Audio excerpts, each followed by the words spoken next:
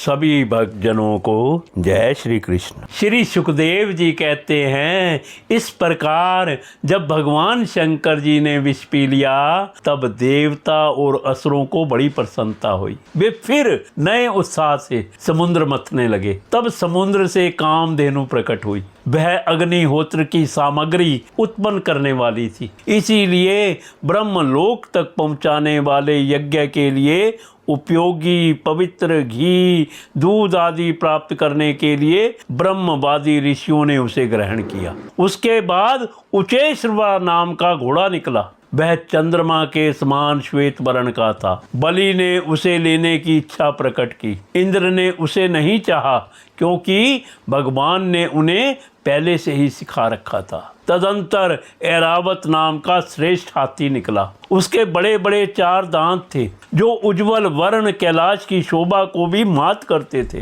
तत्पश्चात कौस्तभ नामक पद्म राग मणि समुद्र से निकली।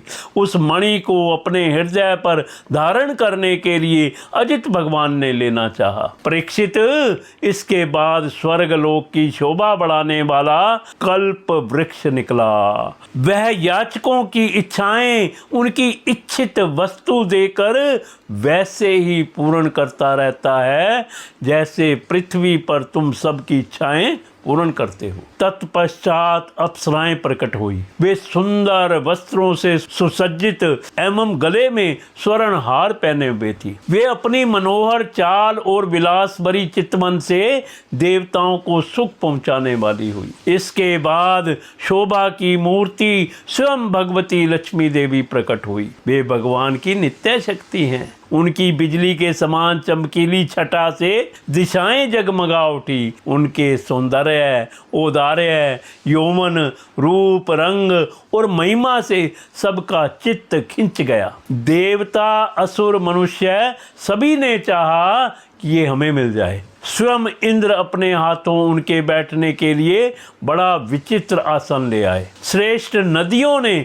मूर्तिमान होकर उनके अभिषेक के लिए सोने के घड़ों में भर भर कर पवित्र जल ला दिया। पृथ्वी ने अभिषेक के योग्य सब ओषधियां दी। गौओं ने पंचगव्य और वसंत ऋतु ने चैत्र वैशाख में होने वाले सब फूल फल उपस्थित कर दिए। इन सामग्रियों से ऋषियों ने विधि पूर्वक उनका अभिषेक संपन्न किया। गंधर्वों ने मंगलमय संगीत की तान छेड़ दी। नर्तकियां नाच नाच कर गाने लगी। बादल संदेह होकर मृदंग, डमरू, ढोल, नगारे, नरसिंगे, शंख, वेणु और वीणा बड़े जोर से बजाने लगे। तब भगवती लक्ष्मी देवी हाथ में कमल लेकर सिंहासन पर विराजमान हो गई। दिग्गजों ने जल से भरे कलशों से उनको स्नान कराया। उस समय ब्राह्मण गण वेद मंत्रों का पाठ कर रहे थे।